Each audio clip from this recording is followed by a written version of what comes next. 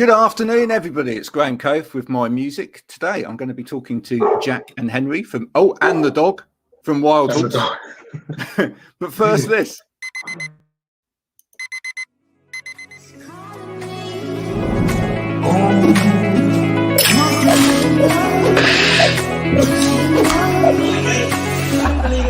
I need to get going, mate. I'll see you later.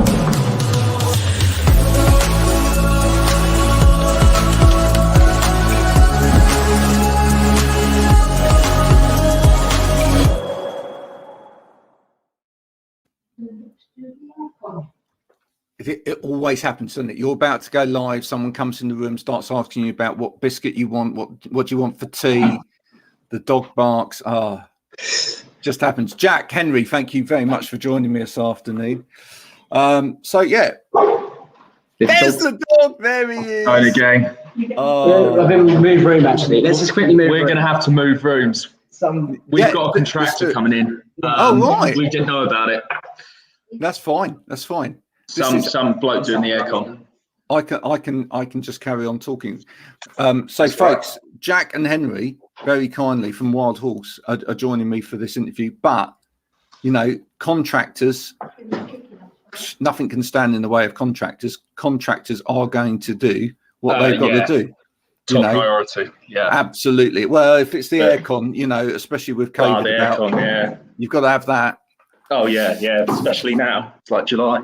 There you go. Well, this is quite exciting. This is interview on the move, which is rather nice. It is, isn't it? It's a bit different. It's like an outside. Yeah, exactly. It's like an outside. Nice little house tour we're doing it. Yeah. It's like Jack and Henry's crib. MTV Cribs with Jack and Henry. Hey guys, what's happening in your crib? Show us your really nice fireplace. Oh dear. I bet you got a sick ride outside. Anyway. Well, yeah, that'll be for the next interview. We'll give you a tour outside for the next. That's it. When the record does so well that you're on MTV Cribs. That's always a marvelous thing. Yeah, I marvel at some of the houses on programs like that. You just think, what, you need a gold toilet? Yeah, it's crazy, isn't it? It's I'm pretty sure Donald Trump's house has a golden toilet. The Trump Tower one that he lives in, which is, it's crazy, isn't it? Yeah. Well, and then you start asking yourself questions. If you've got a golden toilet, do you actually need a golden loo brush to go with it? And it just the mind just goes from there. So anyway, we'll come off the subject of toilets or whatever. So tell me, the thing I always like to know is where did music start with you?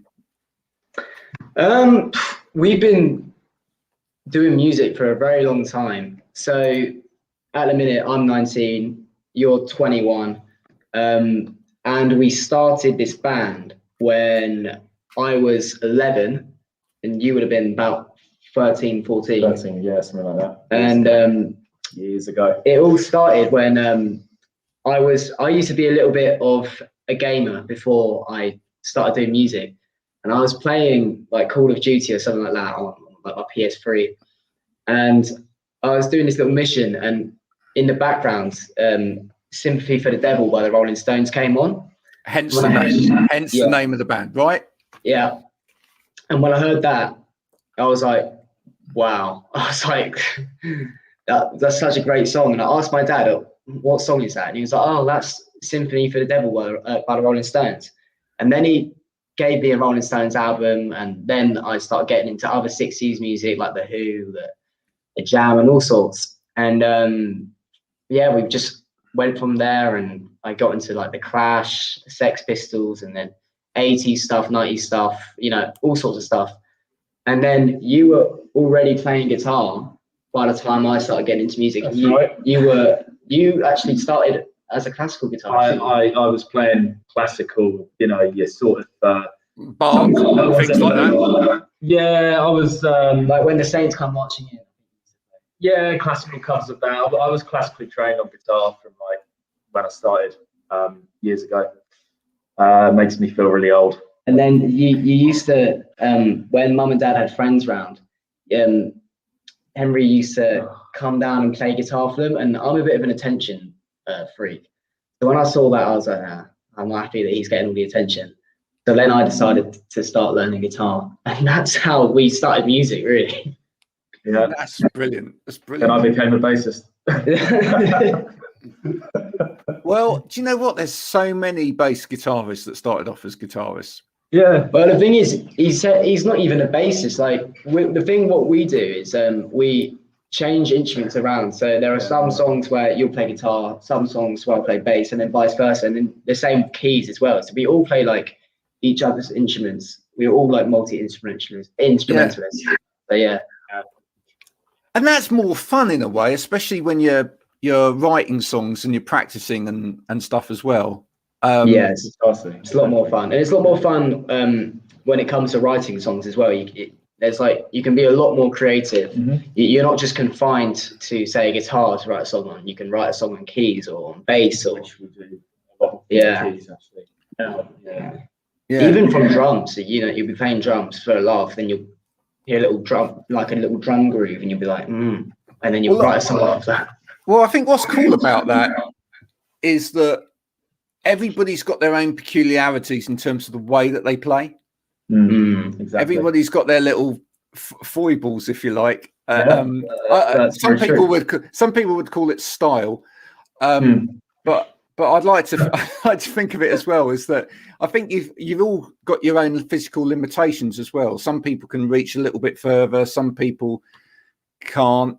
Some people hear rhythms things like drums. Some people hear rhythms very differently to others.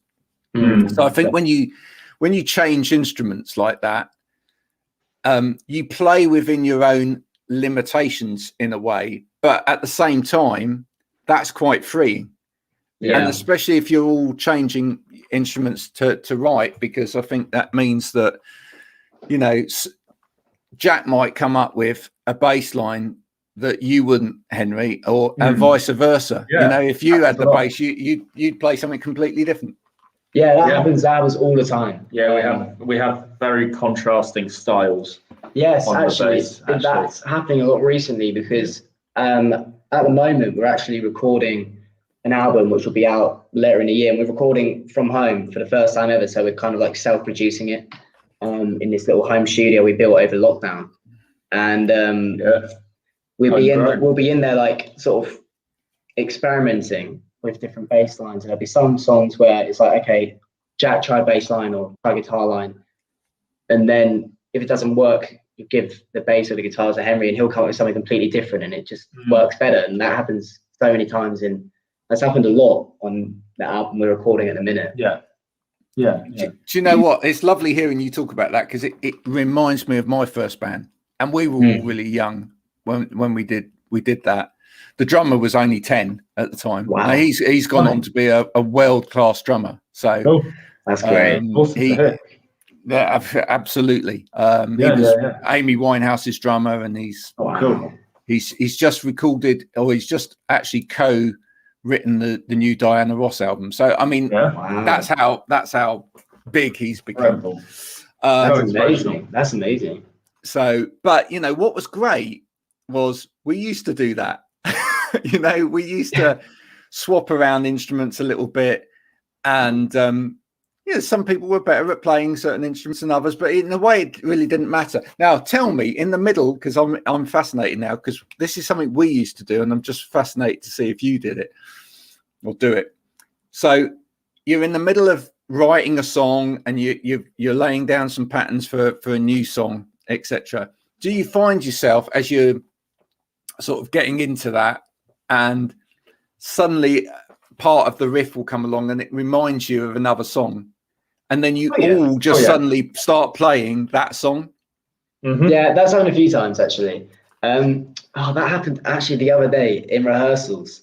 Just before we were about to start rehearsing for this gig we got coming up on August 12th at the Hope and Ruin in Brighton. Little plug there. We were about to start rehearsing the set. Great plug. Yeah. And tickets out now, everyone. We were about to start rehearsing that set, and I was just like playing this little guitar groove, sort of like disco groove. Then Ed started drumming, and then Henry started playing bass, and then we just sort of went into "Staying Alive" by the Bee Gees. There you go. Knew it. That was funny. Knew it. You see, it just happens. It just happens. And I love the spontaneity of that. And then I must admit, and then sometimes you think, do you know what? That would be great if we put that in the gig. We just not the whole song, just for for a bit. We just come out of this song, bit of Staying Alive. Everyone's like, it's like back into the song again, and you think, we just prove how good our song is, because we can have Staying Alive in the middle of it. The funny thing is, our drummer Ed said that exact same thing after we played it. He said we should put some of that in the set, so we probably will actually. But anyone watching or listening, come along to find out if we actually do put it in. There you go. That's the challenge. If enough people go that night to that gig, then Staying Alive's in there. Yeah, if we set it out, Staying Alive will be in full, and no one can breathe, we'll play it.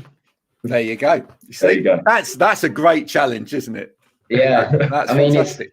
It's our first proper full capacity post-COVID gig. But that's like our first proper gig in like nearly 2 years, which is crazy. So we are gonna make it a very, very special show, and well worthwhile. So tickets are only £5, so it's bargain. So come down, let's set it out, and it's gonna be a very good night. So you were playing guitar. He wanted a bit of the limelight. So when did you realise you could sing? I don't know. Actually, that's a very good question. I think what started it, really, to be honest, is he took over. So he started playing guitar, and then I was like, "Hey, I'm going to sing." So I had singing lessons. See where this is going, right? Yeah. Okay. You can see the pattern emerging here, actually, and it's becoming more apparent in this interview for some reason. But it's like a domino effect. I started singing, and then he was like, "Oh, I'm going to sing." So then I was singing for the band for a while. We did, which album was it? Dance Like an Animal. I was pretty much singing on most of the tracks there. But then we just found out what we realized quite quickly is that Jack's voice suited the songs we were writing at the time of when we sort of came up with them, that his voice was suiting those songs more. And I realized that, you've got to do what's right for us. You've got to do what's best for the music. And it was right for the music. It was the right time. So Jack just really started coming out with his vocals and just got better and better and better. And then he stole that limelight. Well, yeah. We call it little brother syndrome, is what I have. That's the pattern there. Just don't go the road of the Gallaghers. Anyway, but the thing is, no, good. Not yet. Not yet. Not yet. Put a clause Gallaghers, right? Yeah. But the thing is that actually you've got that ace up your sleeves, really, as well, because it means you can sing as well. So that's great. I mean, and somewhere down the line within the career, which hopefully this takes off and there's a career there. There's always that to come back to, which is that this song comes out and it's, well, actually, you sing that song because it actually this lends itself to your voice. That's the thing. It's always about what suits the song the best in everything we do. Like, we always find that. I mean, a good example is when we were a lot younger, when we first started out, we were kids, and we were writing these songs, and we were playing the music, but we all really just wanted to show off how well we could play our respective instruments. So our drummer Ed would put in a million fills, and I'd do a million guitar solos, and so would he. And 25-minute long songs and all that sort of jazz. But then as we grew up and matured, we realised actually, no, people are not interested in if you can do a 12-minute drum solo or whatever. Just serve the song. But the best musicians out there serve the song. Like, I think a drummer that doesn't, I don't want to talk about drummers, but like a drummer that doesn't get enough credit is Ringo Starr, I think. Like, just because he doesn't put all these massive fills. He keeps the beat simple, and he played a huge part in those Beatles songs, and as to like why they're so great, because he served the song. So yeah, he's a big inspiration of mine when it comes to that. I've got to be honest, it's like Fleetwood as well. Mick Fleetwood, Fleetwood's very similar there. You know, he does the occasional solo, but it's just solid. It's a solid drummer right there. Yeah. You know, solid beats. And actually, Ringo's a really good example, because talking about what we were saying earlier, Ringo has talked about how some of the songs actually sounded like they did as well, and he'd say it's pretty much because that's the only way he could play it. You know, being left-handed, playing the drums as he did, you know, those kind of you know, it's like the dum dum dum dum dum, you know, and come together, you know, that only sounds like that because he can get from one side of the kit to the other like that by being left-handed. Right? If you try and be a right-handed drummer playing it, it doesn't work. So you know, it's those foibles again, but those foibles make the songs, which is really good. Absolutely, exactly. Indeed. Totally. No, so I'm, you know, in terms of your vocal style though, where did that come from? Where were your influences? That's a good question. I think when it comes to vocals, I think it's more just I think every singer sounds different, and I think it's one of those things you can't really like mold your own voice. Like your voice will come the more you practice, the more you sing. Like I think singing is always something that's quite unique to you, but like I mean there's some great singers that I'm influenced by. I mean Alex Turner from Arctic Monkeys is a big influence of mine. I mean, there's all sorts of different styles of singing as well. I mean, like Mick Jagger for me, I think. Yeah. Pretty much like when we started this band, just before we started this band, and I was young, and my dad was sort of showing me Rolling Stones songs and some of his records and whatnot. You know, the classic story. Yeah. I was that gripped me. You know, his voice, and then I started going off that, and funnily enough, I learned the harmonica at the same time, so I listened to him. I think what going off the back of what Jack was saying there, it's about what you listen to, and also in some of the more innocent situations, like if you're just singing in your car or you're just walking down the street and singing to something you're listening to, you'll start to mold the characteristics off those vocals or off that singer. So for me, it's just a mishmash of different influences that have created my voice, and probably the same. See, that's interesting. It's the complete opposite for me. Like, I think you can't really mold the way your voice sounds. I think your voice sounds how you sound. You know what I mean?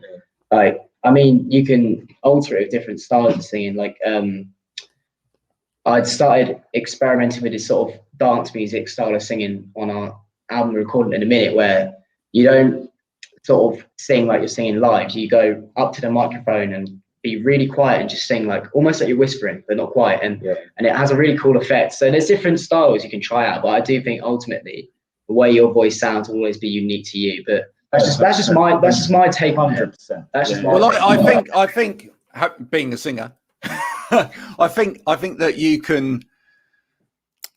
I think your voice has to be your voice. Yes. Because I think ultimately, if you try and make your voice sound like somebody else, which is you know, all of these TV programs like The Voice and you know, The X Factor, very true, and whatever, then you know, you end up being a really good karaoke person. Yeah, exactly. But you don't actually have a unique voice that makes someone want to listen to you. So you have to find your voice. But I think along the way, what you listen. So I'm going to agree with both of you. I think along the way, I think some of the things you listen to have influence, maybe over things like your phrasing. Yes. You know, maybe sometimes you hear something that somebody does with their voice and you think, I like the way that they did that with their voice. Definitely. You know, I mean, you talking there about coming up close. It's like, do you know, for me, it was like, you know, when like Robert Smith started doing all of the, into the microphone and all of that sort of stuff. Yeah. I thought that's really, really interesting. So you take ideas, I think, from what other people have done, and you think, I could do something like that, but it has to be your own voice. But always. I think like if people can't listen to a record and make out that it's you singing it, I think I would be disappointed. I'd be disappointed with myself. That's it. If someone played our new record, like Record Collection, our new single, is that everywhere now? If someone went to go and play that and said, "Oh, I don't know who that is singing," I'll be a bit. That's me. I'll be a bit like, oh, yeah. That's just my opinion. And well, you've kind of answered one of the questions already, which would have been about Record Collection. Obviously, the lyrics are great, by the way. Yeah, thank you. You know, I love lyrics like that, which, you know, sort of kind of have a little bit of a stab at the traditional love song. You know, twist it around and go, actually, I just want to play you my Record Collection. That's the thing. I wanted when I was writing that, I wanted to make like a sort of, I wanted to be almost like quite comical, like tongue in cheek, like because it's going to be on our next album, and our next album is for the most part of it quite upbeat. It's quite disco inspired and all sorts. I mean, there are some like piano ballads in there and stuff like that, some quite miserable breakup songs, but most of all, it's mostly like quite upbeat. And I wanted the first single to be like kind of a bit funny and a bit tongue in cheek and something that would make people smile after what we've been through with COVID. Lift people up. And I wrote it on a sort of like a about how society views two people of the opposite sex being friends. Like, you can't be friends. So I can't be friends with a girl without people coming up to me and saying, "Oh, are you two like together?" And it's like, no, why do you always have to? And it's awkward. It's like, no, we just like the same kind of music. And I just thought it was quite funny to make a song like that. There's another song like that on the album that no one has heard yet, which is actually about a mate of mine who had a one night stand and he woke up and all his stuff was on. And I thought, that's brilliant. With that. Does he know that this is coming? Yeah, he's heard it. Oh, right, cool. So you really want that to be successful, because then he can really experience over and over and over again. The way out Record Collection. So what? In terms of your record collection, then, is that what's missing? I'm not going to ask you what's in your record collection. What's missing from your record collection at the moment? What is there anything that you think? Oh, do you know what? I've always wanted to listen to that. I've seen that, and I think I'd love to actually dive into that a little bit and listen to that, because it, take me on. Actually. Yeah, that's a very good question. Yeah. Quite a record collection in the studio, haven't we? Yeah. I would think maybe some classic B-sides, like, you know how a lot of bands back in the day had B-sides. No one's ever going to hear all the B-sides, but the B-sides I have heard from various different artists have always been great. So I would love to be able to sit down and listen to, say, all the Rolling Stones B-sides, or all the Beatles B-sides, or all of the Oasis B-sides. There's some great Oasis ones. All of the early Arctic Monkeys B-sides, for example, because there's, I definitely haven't listened to all of them. So I would love to be able to hear more of those. Yeah.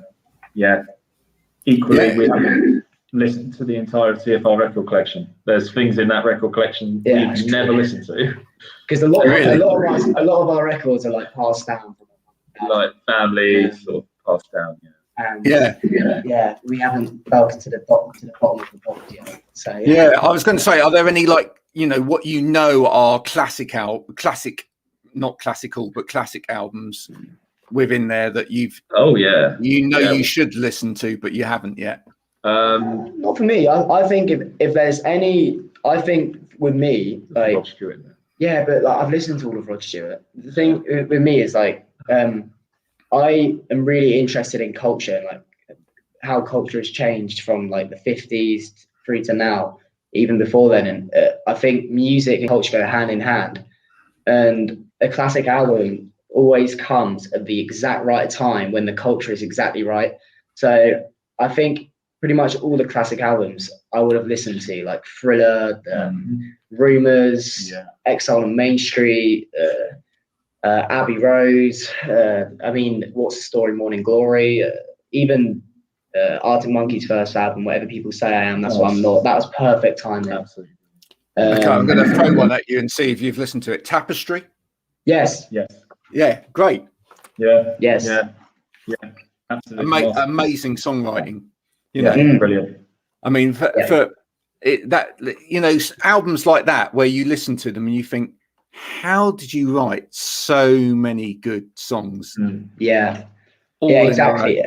It's when people sometimes in music, people just hit a streak, a really, really good streak that just keeps going on. And I mean, there's been some great songwriting streaks from people. I mean, it happens sometimes, but when it does happen, it's crazy. And you're right about the B-sides as well. I recently bought the Join the Dots, which is the whole of the B-sides from The Cure. Oh yeah. And in it, Robert Smith says, you know, that actually you should judge a band by its B-sides. Would love to listen to that. Me too, actually. You know, he actually lives down the road from us. Yeah, he does. Really? 2 minutes down the road from us. I've never seen him, but he is. There you go. He was spotted a while ago, actually, I think, in the high street. But I've never personally seen him. I've seen his place. It's literally a lane just down the road from us. And Roger Daltrey as well. So we've got. I'd love to actually know if Robert Smith has his hair like that every day. Every day. Well, I think he actually. He did some online sessions during lockdown, and it looked like he just dragged himself out of bed. And he still had his slippers on because you know, it sort of like had a camera at one stage, and it was like he had a stomp box on the floor, and he's like, you know, but his hair does look like that. I think all the time. That's great. That's it. I think he lives and breathes. Lives and breathes. Yeah. Him being him. But that would be great, wouldn't it? Just imagine you just get close to the end of the album, and it's just like you just happen to spot him. You go, Robert, do you mind coming just doing a little overdub on this one? That would be sick. That would be amazing if we got to do a song with Robert Smith. Could you imagine? Well, literally. I don't think let's go out and catch him. I don't think I'd survive the song. I think him walking in our studio, I think I'd just pass out. I don't know what to do. Yeah, I'm there playing a forest. Yeah, absolutely. Yeah. Well, so is this better than you played it? Is it? Yeah. I've got version. I've had the same conversation with other people, and you know, about their heroes and whatever, and they said, do you know what? If they turned up and they just tapped a tambourine or something on, just to say, do you know who that is playing that tambourine on there? Exactly. Yeah. Something as simple as that. Yeah. Nick Hudson, who I've interviewed a couple of times now. Cool. He's about to go off to the studio that Waits has recorded most of his albums in, and apparently he might actually turn up. And we were like, just imagine that. Just imagine that. Yeah. It's I know the feeling because on the album we're working on in a minute, we're producing it ourselves, but the guy mixing and mastering it is Al Scott, and he has worked on albums with The Clash, with The Jam, Paul Weller, The Levellers, so many bands that we grew up listening to. And when we got the opportunity to work with him through someone we know, and I went to meet him before he started working on the album. I walked to his house and I'm just like, this guy's worked with The Clash, The Jam, all these people I look up to, and they're just like, wow. And he brought me into his studio and they're just like, oh my God. It was crazy. It is a great feeling. It really is a great feeling. You know, when I was in the band at university, we were managed for a very short while by Hilton Valentine, who was the guitarist for the Animals. Yeah, wow.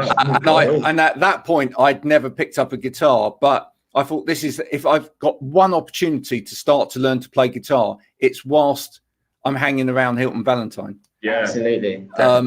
So, you know, I got him to teach me House of the Rising Sun on the guitar. And you're sitting there thinking, this guy played House of the Rising Sun. Wow.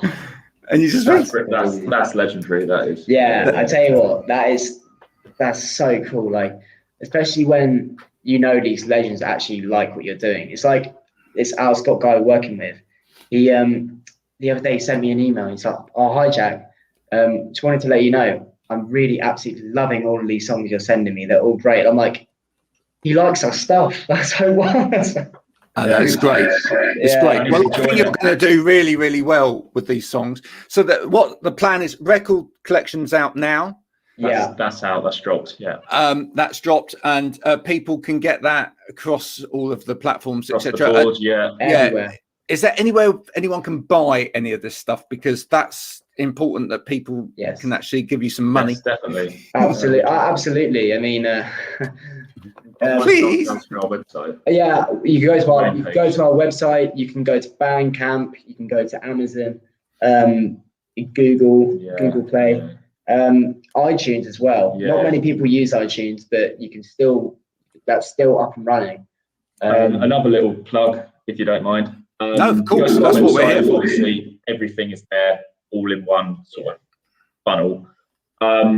There is also a mailing list as well. So if you'd like to subscribe to our site, we'll send you some cheeky offers and discounts and things as we start to release the album and start to bring out new material. You'll also get like behind the scenes footage of us recording the album and stuff, which other people won't see. So you definitely want to subscribe to our mailing list. There's a lot of things that we're going to put out on that mailing list to people who subscribe, from us in the studio, creating the album, the outtakes, making it, getting to know the band in person, make it more sort of interpersonal as opposed to just, we're musicians, this is our music. Yeah. That's us on the poster over there. You know what I mean? Do you know what, guys? Building that group of fans who are going to remain loyal to you throughout this whole journey is so important. So that's the right thing to do. If you know, so guys, if you want to do that, go to the that's the best place to go. Go to the website. Go to the website. Sign up. From signing up, you can find out where all the music's coming from and everything else. But you will hear it first. There you go. You will hear it first. And you'll get to know us more as people. Like one thing we've always been wanting to do, but we didn't actually know how to do it until we figured out how to do this mailing list thing, is that we wanted to like get to know our fans more on like a personal level, like, because without our fans we can't do these gigs. There's no point us doing an album because no one's going to listen to it. Like without the fans, we're nothing. So we wanted to be able to get to know them on a more personal level. So we're hoping we can do that through this mail list. So yeah, definitely. I think that's brilliant. That's the right way to go. Guys, it's been lovely talking to you. Do come back when the album drops.